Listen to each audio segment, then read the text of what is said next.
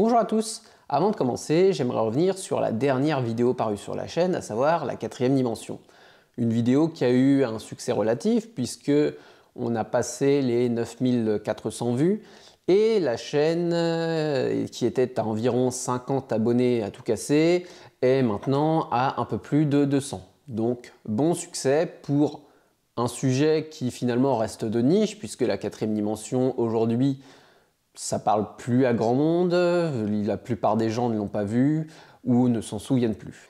Mais ça reste quand même un sujet qui n'était pas si exploité que cela sur YouTube, donc voilà, je m'étais dit j'allais faire une vidéo sur la 4e dimension, elle a fonctionné, et ben tant mieux pour moi, et on continue. Donc aujourd'hui nous allons parler du Seigneur des Anneaux, La Guerre des Rohirrim, un film d'animation nippo-américain qui est sorti ce mercredi 11 décembre au cinéma, réalisé par Kenji Kamiyama, réalisateur japonais, qui a notamment travaillé sur des films d'animation comme Akira, comme Kiki la petite sorcière, et qui a réalisé quelques épisodes des séries animées Ghost in the Shell. Avant de commencer, je dirais que La Guerre des Rohirrim, c'est un film qui est plutôt destiné pour un public adolescent, voire enfant. Ça passe également, c'est pas quelque chose de très violent, c'est pas une histoire compliquée, de dingue.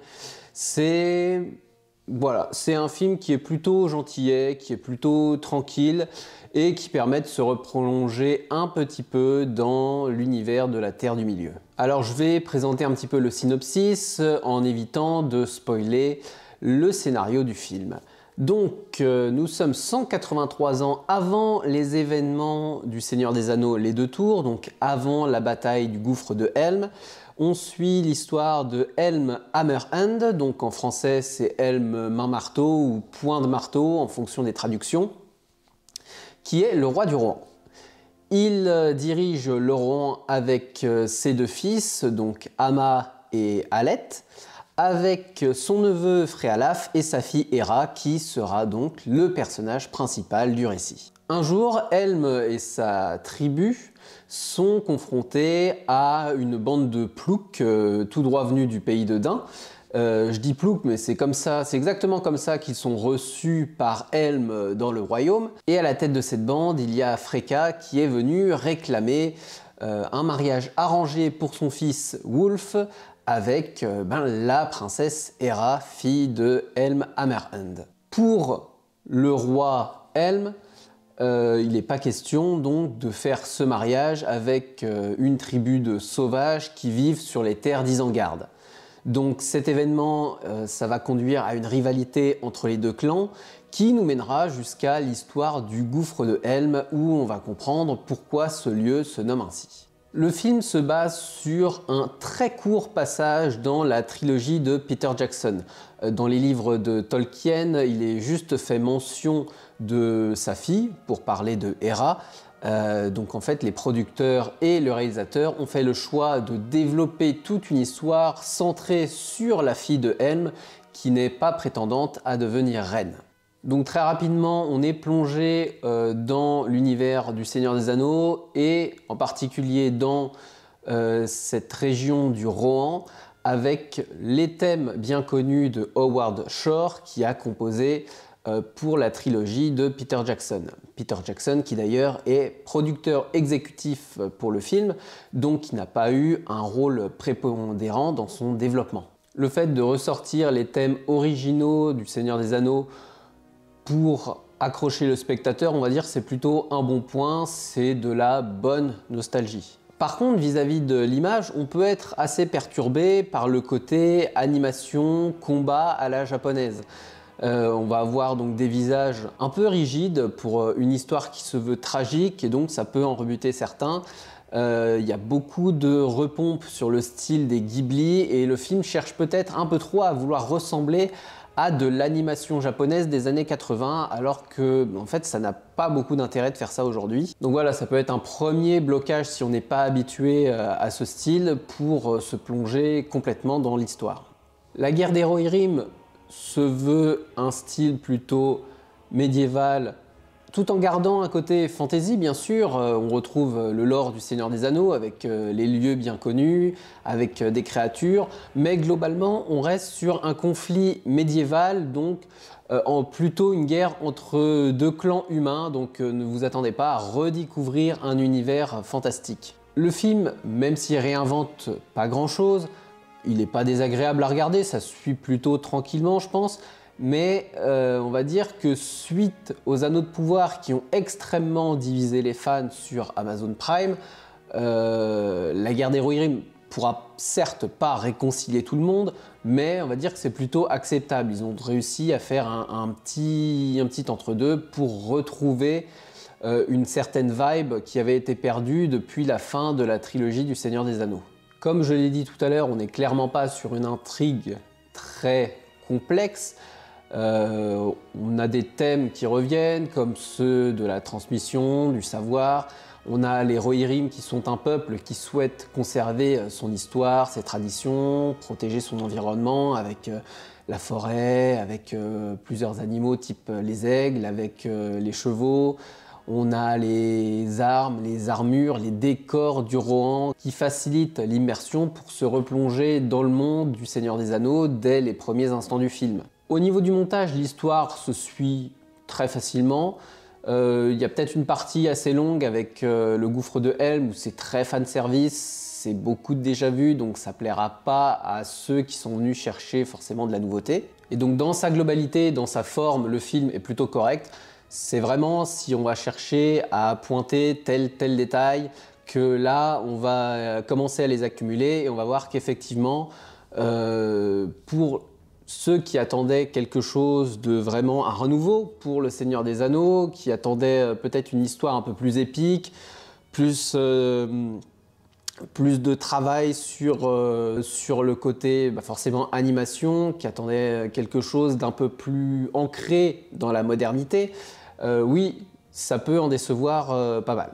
Au niveau du casting, on a Brian Cox qui incarne Helm, personnage finalement qui se retrouve assez souvent en retrait de l'histoire, qu'on aurait bien aimé voir un peu plus souvent, surtout qu'il a tout un côté épique, un côté guerrier qui donne envie de voir plus, qui donne envie de le voir combattre aux côtés de sa fille Hera et aux côtés de ses fils. C'est peut-être un peu dommage de l'avoir mis de côté aussi longtemps. On a l'actrice Gaia Wise qui incarne Hera, actrice que je connaissais pas du tout.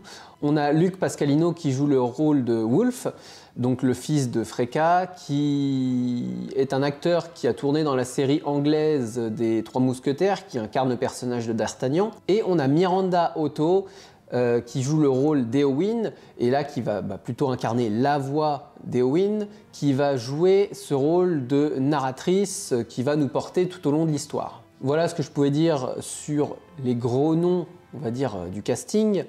Le personnage de Hera, donc, il prend beaucoup de place, comme je l'ai dit. On aimerait plus voir Helm qui est présenté comme étant surpuissant. On aimerait plus de travail sur le personnage de Wulf qui est très loin de la menace que pouvait être Sauron ou Saruman.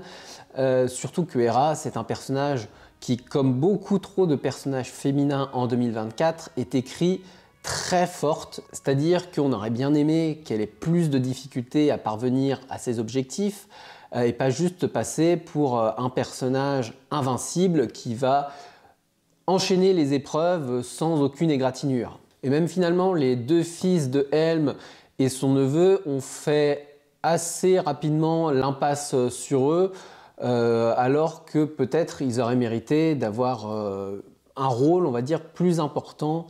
Il aurait peut-être fallu mettre plus d'interactions entre les enfants, entre le père, entre le neveu, entre la fille, montrer un petit peu des jeux de pouvoir, justement, sur qui est le réel prétendant au trône, qui mérite sa place, montrer qu'ils ont un petit peu des avis divergents sur la façon de régler le problème avec Wulf et sa famille. Donc les personnages secondaires manquent un petit peu d'écriture. Le film donc qui reste accessible si vous n'avez pas vu la trilogie du Seigneur des Anneaux, même si vous ne connaissez rien à Tolkien, que vous n'avez pas lu les livres, Vous n'avez pas besoin de vous y connaître dans cet univers médiéval fantasy pour vous intéresser à la guerre des Rohirrim et pour comprendre le film. Si vous avez vu la série des Anneaux de Pouvoir sur Amazon Prime, je dirais que c'est quand même largement meilleur parce que pour le coup, la série Les Anneaux de Pouvoir n'a aucune cohérence avec l'univers de Tolkien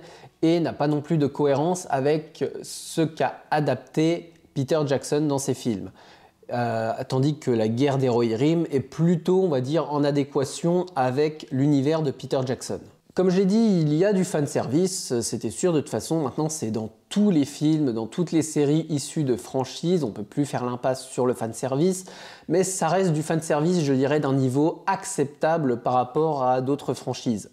C'est un film qui reste dans sa zone de confort, qui ne va pas prendre de risques. Le terme guerre, finalement, il n'est pas tellement adapté dans le titre, c'est plutôt une rivalité entre deux clans, mais l'aspect guerrier, il n'est pas plus poussé que ça. Alors que je pense qu'avec l'animation, justement, on peut développer plus, on peut représenter plus de choses en réduisant les coûts par rapport à un film. Vous comprendrez ce à quoi je fais référence si vous voyez le film. Donc au final, pour résumer, on a un film qui ne va pas réinventer l'univers du Seigneur des Anneaux, qui ne va pas prendre trop de risques. Un film pour à la fois jouer sur la nostalgie et le fanservice pour les fans du Seigneur des Anneaux, avec plus ou moins de réussite en fonction des personnes. Il y en a pour qui ça ne va pas du tout plaire, il y en a qui vont peut-être trouver ça acceptable.